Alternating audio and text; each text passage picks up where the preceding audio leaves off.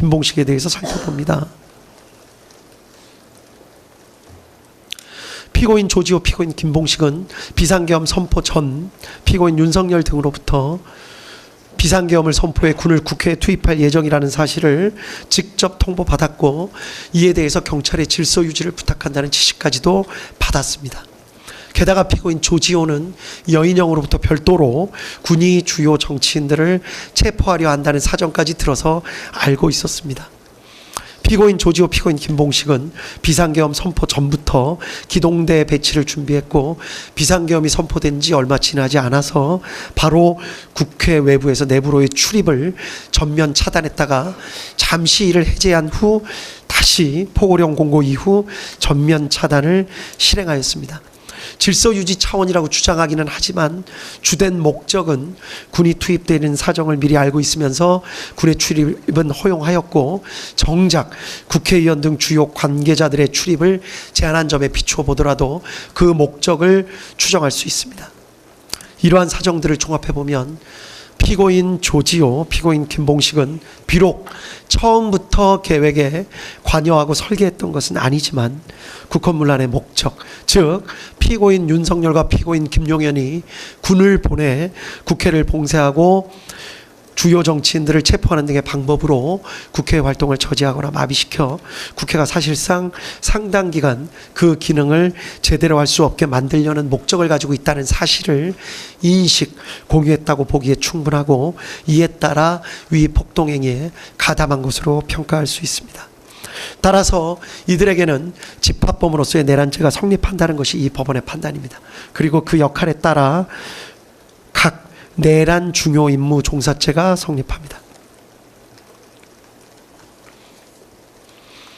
다음으로 피고인 노상원에 대해서 살펴보도록 하겠습니다.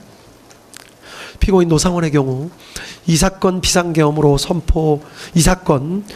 비상계엄 선포로 인한 비상계엄 상황이 적어도 일정 기간 지속될 것으로 예상 전제하였다는 사정을 알 수 있습니다. 그러한 사정하에서 본인의 계엄 사무 수행을 준비했고, 특히 애초에 계획했던 것과 달리 국회가 신속히 비상계엄에 대한 계엄 해제 요구안을 가결하자 피고인 김용현과 전화통화를 하면서 대책을 논의했던 사정까지도 엿보입니다. 정보사령관까지 역임했고, 국방부 장관인 피고인 김용현과 이 사건 비상계엄에 대해서 상당히 구체적으로 논의했던 것으로 보이는 사정, 그리고 본인이 주축이 되는 제2수사단의 계엄사무 수행에 있어서 군인을 투입시키려고 했던 사정 등까지 종합해보면 피고인 노상원은 적어도 이 사건 비상계엄 선포 후 군이 국회에 출동해서 상당 기간 국회 활동을 방해하거나 적어도 계엄 해제 요구권을 무력화시키는 등 상당 기간 저지할 것을 예상했던 것으로 볼 수 있다는 것이 이 법원의 판단입니다. 따라서 피고인 노상원도 국헌문란 목적을 인식 공유하면서 폭동행위에 가담한 것으로 평가할 수 있다고 보입니다. 따라서 집합범으로서의 내란죄가 성립하고, 그 역할에 따라 내란 중요임무 종사죄가 성립합니다. 다음 피고인 목현태에 대해서 살펴보도록 하겠습니다. 피고인 목현태는 국회 경비대장으로서 처음부터 국헌문란의 목적을 인식 공유한 것으로는 보이지 않습니다.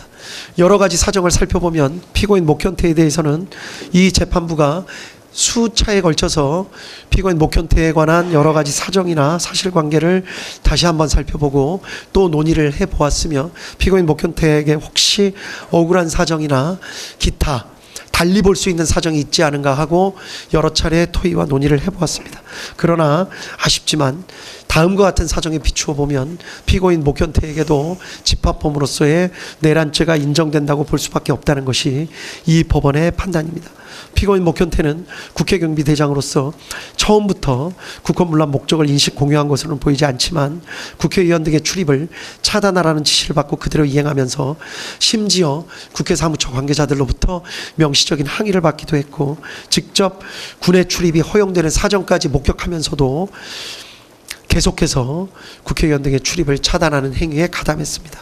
미필적으로나마 자신들이 하는 행위가 국회 활동을 저지하거나 마비시키는 행동이 될 수 있다는 사정을 알았던 것을 부인하기는 어렵다고 판단이 됩니다. 따라서 피고인 목현태에게도 집합범으로서의 내란죄가 성립하고 역할에 따라 내란 중요 임무 종사죄가 성립한다는 것이 이 법원의 판단입니다. 다음 피고인 김용군에 대해서 살펴봅니다. 검사는 피고인 김용군이 피고인 노상원의 정보사령부 병력 선관위 과천청사 투입 및 부정선거 수사계획에 공모 가담하였다고 기소를 하였습니다. 결론부터 말씀드리면 피고인 김용군의 경우에는 공소사실과 같이 피고인 노상원의 계획에 공모 가담한 사실 자체를 인정할 증거가 부족하다는 것이 이 법원의 판단입니다. 따라서 피고인 김용군은 집합범으로서의 내란죄 성립 여부를 따질 필요 없이 그 자체로 범죄가 성립한다고 볼 증거가 부족합니다.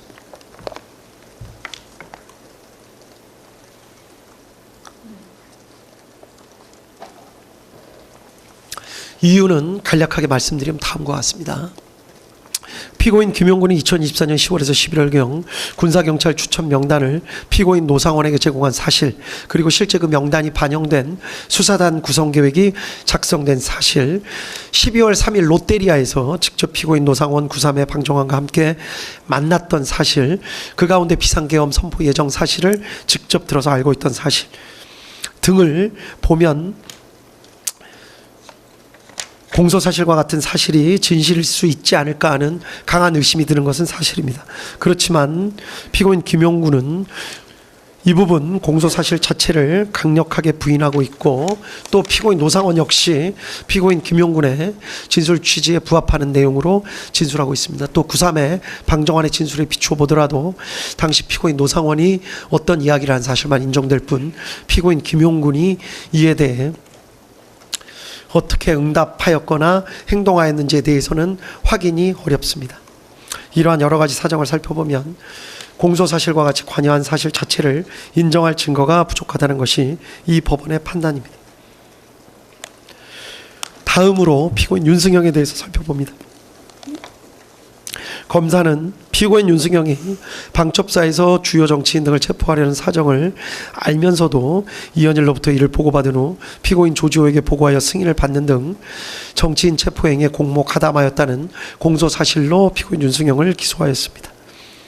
그러나 이 법원이 판단하기에 피고인 윤승영의 변소와 같이 비상계엄화 매뉴얼에 따라서 합동수사단을 지원하는 행위로 인식하고 100명의 지원 요청에 협조하거나 또 포고령 위반 사범을 검거하기 위해 체포조가 국회로 출동한 것으로 오해해서 그 지원 요청에 협조한 것일 수 있다라는 주장이 사실일 수도 있다는 합리적 의심을 배제하기가 어렵습니다. 구체적인 내용은 판결문에 자세한 기재가 나와 있습니다. 피고인 윤승영이 방첩사 체포조 지원 등의 행위가 국회 활동을 저지하거나 마비시켜 국회가 사실상 상당 기간 그 기능을 제대로 할 수 없게 만들려는 목적 하에 이루어지는 행위임을 공유하거나 인식하였다고 볼 증거가 부족한 이상 피고인 윤승영에 대해서는 집합범으로서의 내란죄가 성립하지 않고, 따라